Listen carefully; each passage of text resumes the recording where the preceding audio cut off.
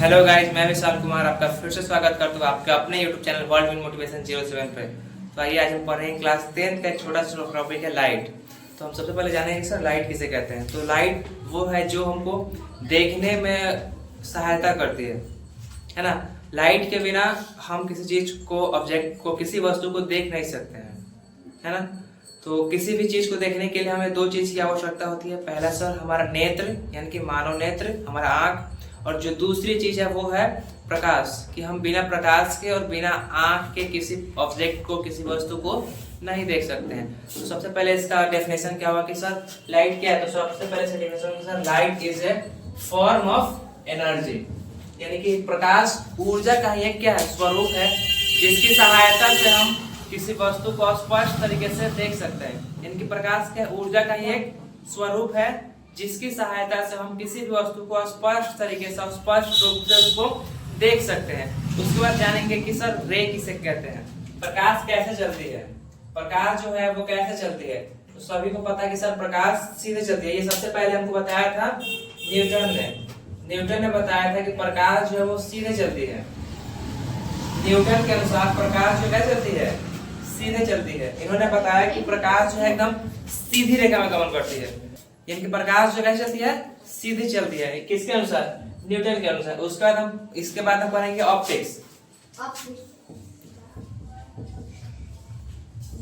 Optics को to type में divide करके पढ़ना है। पहला है रे ऑप्टिक्स और दूसरा है वेव ऑप्टिक्स। रे ऑप्टिक्स को हम बोलते हैं किरण प्रकाश की, और इसको बोलते हैं तरंग प्रकाश की।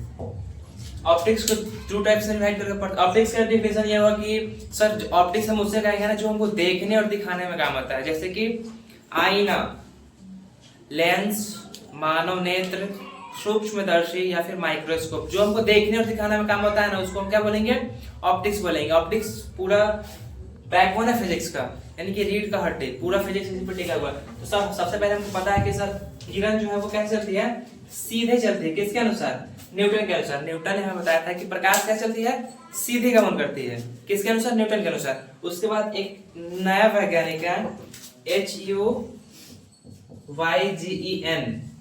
इनको हाइगेंस भी कहते हैं। हाइगेंस ने हमें बताया कि प्रकाश जो है वो सीधी रेखा में गमन ना करके एक तरंग के रूप में गमन करती है। किसके अनुसार, हाइगेंस ने हमें बताया कि प्रकाश जो है वो एक तरंग के रूप में गमन करती है, ऐसे, ऐसे और ऐसे।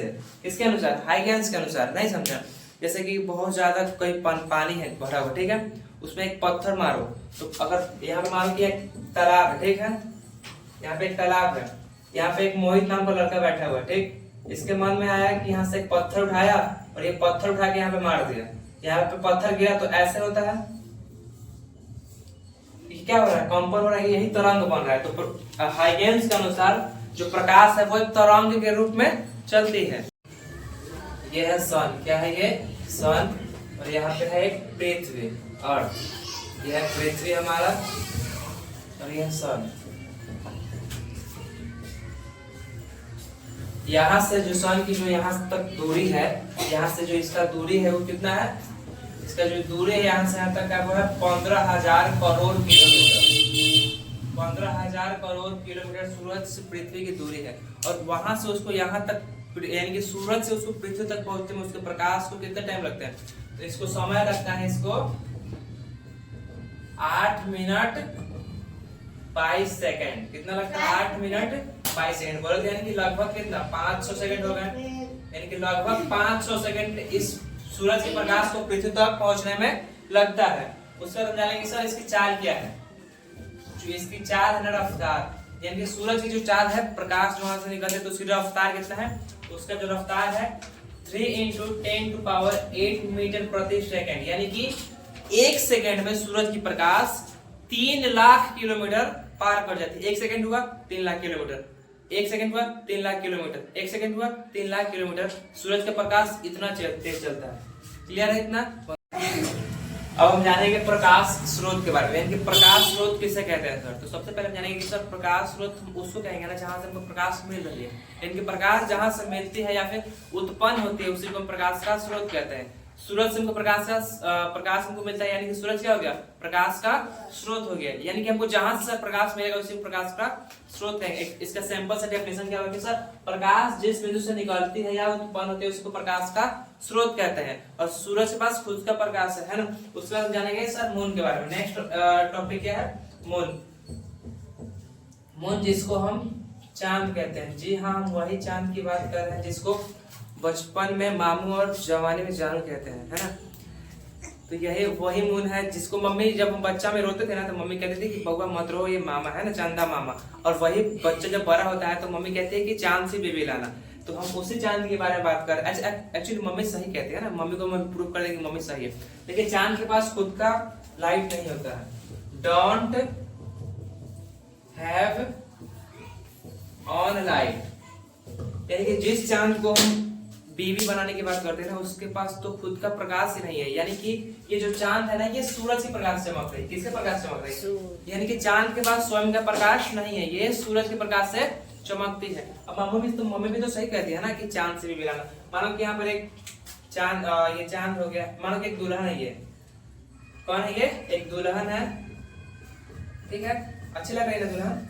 ये दुल्हन हो गई। यहाँ पे एक दुकान है प्रियांशु श्रृंगार स्टोर, ठीक है। यहाँ पर एक दुकान है श्रृंगार का, प्रियांशु श्रृंगार स्टोर। ये दुल्हन है। ये दुल्हन यहाँ पे गई, brush, foundation, lipstick, eyeliner, eye shadow वगैरह वगैरह बहुत सारी क्रीम यहाँ से लेके आई और ये तब चली। यानी कि ये दुल्हन अपना प्रकाश यहाँ से ला रही है और ये चांद अपना प्रकाश यहाँ से ला रही है। तो मम्मी तो सही है ना कि चांद से भी मिलाना। एक्चुअली मम्मी भी तो सही ना कर रही है कि चांद से भी मिलाना। मम्मी भी कहना सही है कि ये प्रकाश, ये जो चांद ये यहाँ से ला रही है और ये चांद यहाँ से ला रही है, समझे। अब हम जानेंगे मटेरियल के बारे में। सर मटेरियल किसे कहते हैं, पदार्थ किसे कहते हैं। तो हम प्रकाश पर है ना अभी फिजिक्स में, तो फिजिक्स में भी लाइट पर है। तो सर प्रकाश के दृष्टिकोण से पदार्थ को जो है ना वो 3 टाइप में डिवाइड किया गया। यानी कि प्रकाश के दृष्टिकोण से प्रकाश के दृष्टिकोण से पदार्थ को 3 टाइप्स में डिवाइड किया गया। पहला जो पदार्थ है उसको बोलेंगे पारदर्शी पदार्थ। पहला जो प्रकाश है उसको हम पारदर्शी बोलते हैं, पारदर्शी पदार्थ। सेकंड जो होता है वो होता है अपारदर्शी पदार्थ। सेकंड क्या है, अपारदर्शी पदार्थ। थर्ड में आता है अल्पपारदर्शी पदार्थ, अल्पपारदर्शी पदार्थ।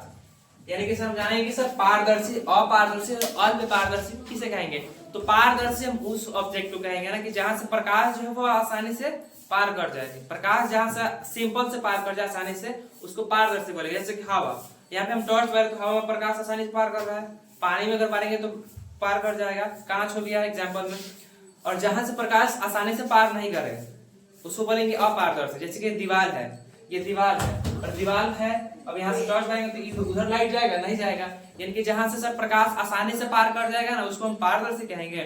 और जहां से प्रकाश आसानी से पार ही नहीं करेगा उसको अपारदर्शी कहेंगे। और जहां से प्रकाश थोड़ी मात्रा में पार हो, हल्का हल्का, उसको हम बोलेंगे अल्पपारदर्शी पदार्थ। यानी कि अल्पपारदर्शी के में एग्जांपल्स में क्या आ जाएगा, तेल लगा हुआ कागज।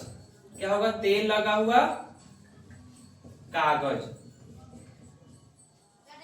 और क्या होगा, घिसा हुआ कांच, घिसा हुआ कांच। देखिए पारदर्शी उसको बोलेंगे जहां से प्रकाश आसानी से क्या हो जा रहा है, पार कर जा रहा है। और अपारदर्शी उसको बोलेंगे जहां से प्रकाश आसानी से पार नहीं कर रहा है। और अल्प पारदर्शी हम उसको बोलेंगे जहां से प्रकाश हल्की मात्रा में, थोड़ी मात्रा में पार कर रहा हो। तो उम्मीद है कि आपको ये वीडियो बहुत ज्यादा पसंद आई होगी। तो वीडियो को लाइक कीजिए, कमेंट कीजिए और शेयर कीजिए।